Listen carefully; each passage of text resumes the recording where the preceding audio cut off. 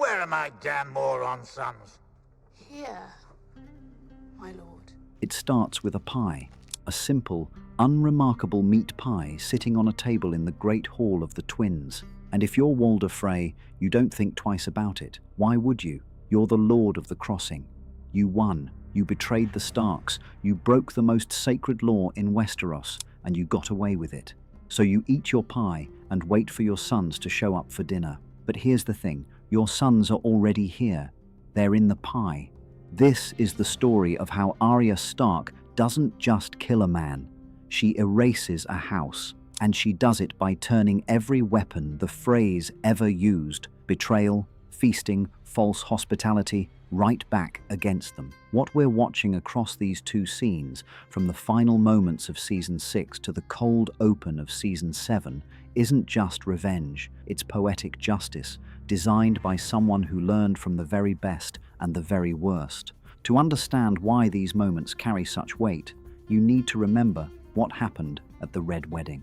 In Season 3, Walder Frey invited the Starks into his home under the protection of guest right, the oldest and most sacred tradition in Westeros, and then orchestrated the massacre of Robb Stark, his pregnant wife Talisa, and his mother, Catelyn. Arya was right outside the castle when it happened, close enough to witness the aftermath, but completely powerless to stop any of it. She spent the next 3 seasons carrying that trauma across 2 continents, training with the faceless men in Braavos, sharpening herself into something far more dangerous than a grieving girl. Now, she's come home, and she's brought every skill she learned with her. Now, let's talk about the first act, the killing of Walder himself in the Season 6 finale, The Winds of Winter. The setup here is so careful, it's almost invisible. Arya doesn't storm the twins. She doesn't sneak in through the sewers or fight her way past guards. She walks right through the front door, wearing someone else's face, disguised as a serving girl. And this is where you need to pay close attention to what the show is really telling us about who Arya Stark has become. You see, at first glance, this seems like a straightforward assassination. A girl crosses a name off her list. Simple enough, but peel back the layer, and it's something much deeper than that. This is Arya proving that her time in Braavos wasn't wasted, not because she became no one, but because she took the tools of the faceless men and bent them to serve something entirely personal. The faceless men kill without emotion, without identity, without ego. Arya kills because she is someone. She's a Stark, and she needs Walder Frey to know that before he dies. Look at the way this scene is staged. Walder is alone in his great hall, the same hall where the Red Wedding happened, and the camera keeps him small in that vast, empty room. Just a frail old man at a long table, surrounded by nothing. No soldiers, no sons, no power. The whole visual language of this scene is telling you that Walder Frey's empire has already collapsed. He just doesn't know it yet. And then there's the pie. I mean, this is where the show reaches deep into the oldest lore of this world and pulls out something ancient and terrifying. Back in Season 3, Bran told the story of the Rat Cook, a man of the Night's Watch who killed a king's son, baked him into a pie, and served him to his own father. The gods didn't punish the Rat Cook for murder. They punished him for violating guest right.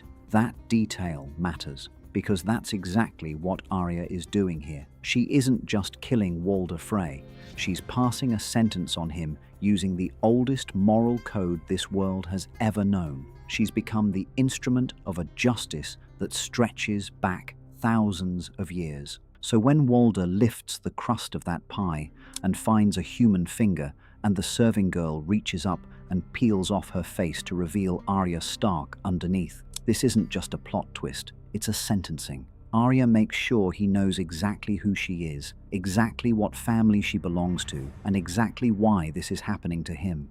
My name is Arya Stark. She wants the name Stark to be the last thought that ever passes through his mind, and then she kills him the exact same way her mother was killed, a blade across the throat. That's not random, that's a mirror image. Arya is saying, you did this to us, and now it's being done to you, and I want you to feel every second of the terror my mother felt. Actually, let's pause here and give Walder Frey his due. Not to excuse him, the man is a monster. But from his perspective, he thought he was untouchable. He bet on the Lannisters. He eliminated the Starks. He got River Run. He won. And the brutal irony is that the thing which finally destroys him isn't an army or a political rival or a dragon. It's a teenage girl he dismissed as a pretty servant. The man who built his entire legacy on being underestimated, the lord that nobody respected, who spent decades being mocked by greater houses, gets undone by the person he underestimated the most. You know, there's something almost darkly comic about that. The joke was always on him. He just didn't get the punchline until the knife was already at his throat. But Arya isn't finished, not even close. And this is where the show does something truly stunning. We jump to the Season 7 premiere, Dragonstone, and what might be one of the greatest cold opens in the history of television. We see Walder Frey, alive, standing in his great hall, addressing every important man in his house. And for about 30 seconds, you're confused. Didn't he just die? What's going on? The show lets you sit in that confusion on purpose. It wants you off balance because that disorientation is the point. You're feeling exactly what the Freys are feeling. Everything seems normal, everything seems safe, and that's when the trap is already shut. Well, here's what's actually happening. Arya is wearing Walder's face. She has called together every Frey who means anything, every man who held a sword at the Red Wedding, every son who cheered while the Starks bled out on the floor, and she's pouring them the finest wine, Arbor Gold. Proper wine for proper heroes. To a casual viewer, this reads as a celebration, an old lord toasting his family, praising their loyalty and bravery. But watch closely, because it's really about something completely different. Every single word coming out of Walder's mouth is dripping with a kind of cold, controlled fury that the real Walder Frey could never have managed in his entire life. When she praises them as the men who helped slaughter the Starks at the Red Wedding, she's not celebrating their achievement. She's reading them their charges. She's listing every crime they committed right to their faces, and they're too drunk on pride and poisoned wine to realize they're hearing their own death sentence. Basically, Arya has taken the Red Wedding and flipped it completely on its head. Think about the structure of what she's doing. She's gathered the Freys under one roof. She's offered them food and drink, false hospitality, exactly like Walder offered the Starks. She's made them feel safe, and then she kills every single one of them. It's the Red Wedding played in reverse, beat for beat. The Freys used a feast to destroy her family. Now a Stark uses a feast to destroy theirs. And here's the detail that separates this from simple, mindless revenge. And this is important. Arya doesn't poison the women. She specifically prevents Walder's young wife from drinking. Again, this tells you something critical about the kind of justice Arya believes in. She's not wiping out innocents. She's targeting the men who were there, the ones who were complicit, who held the blades, who laughed while a pregnant woman was stabbed and a mother's throat was cut. It would have been easier and cleaner to poison everyone in the room. But Arya draws a line. She still has a moral code, even standing knee-deep in her darkest moment. She isn't no one. She's a Stark, and Starks have principles, even when those principles are covered in blood. The thing is, the camera work in this cold open is doing something incredibly smart that's easy to miss on a first watch. It starts tight on Walder's face, filling the screen, and as the scene progresses, it slowly, steadily pulls wider to reveal the full scope of the hall. All those Frey men drinking, laughing, completely oblivious. The wider the shot gets, the bigger the scale of what Arya has accomplished becomes clear. By the time the men start choking and collapsing with blood pouring from their mouths, the camera has pulled back to an almost overhead angle, looking down on the carnage from above. It's not showing you a murder, it's showing you an extinction event, right?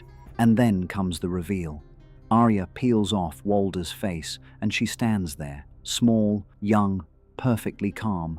in a room full of dead men. She turns to the only survivor, Walder's terrified young wife, who hasn't moved, who can barely process what she's just witnessed. And Arya doesn't gloat. She doesn't scream or pump her fist. She delivers a message. She tells this woman to spread the word, to let people know what happened here and why. Now, from the wife's perspective, and I think this is what makes this scene so haunting, she just watched her dead husband come back to life, murder his entire family with a toast, and then transform into a teenage girl. Imagine trying to process that. Imagine trying to explain it to anyone. Arya hasn't just killed the Freys. She's created a ghost story. She's turned herself into the kind of legend that will echo through the Riverlands for generations, the kind of tale that keeps every surviving enemy of House Stark wide awake at night, wondering if the person across from them at dinner is really who they say they are. So what does all of this really mean? What's the deeper layer hiding inside this triumph? I think what makes these two scenes so powerful, taken together, is that they complete a transformation that started all the way back in the pilot. Arya Stark began this story as a little girl who wanted to fight with swords instead of sew dresses. She watched her father lose his head on the steps of the Sept of Baelor. She survived on the road with killers and outlaws. She crossed the narrow sea and trained with assassins who wanted to erase her identity completely, and she came back as something Westeros has never seen before. Not a knight, not a queen, not a schemer, something closer to a force of nature wearing a child's face. And yet, the show is careful to remind us there's a cost. Look at Arya's expression when the Freys are dying around her. There's satisfaction there, yes, cold satisfaction, but there's also something hollow behind her eyes, something that wasn't there when she was a kid chasing cats through the Red Keep or sparring with Syrio Forel. Every name she crosses off her list takes her one step further from the girl she used to be. The revenge is complete. But the girl who first wanted it, a piece of her is gone, and it's never coming back. Maybe that's the real tragedy hiding inside this triumph.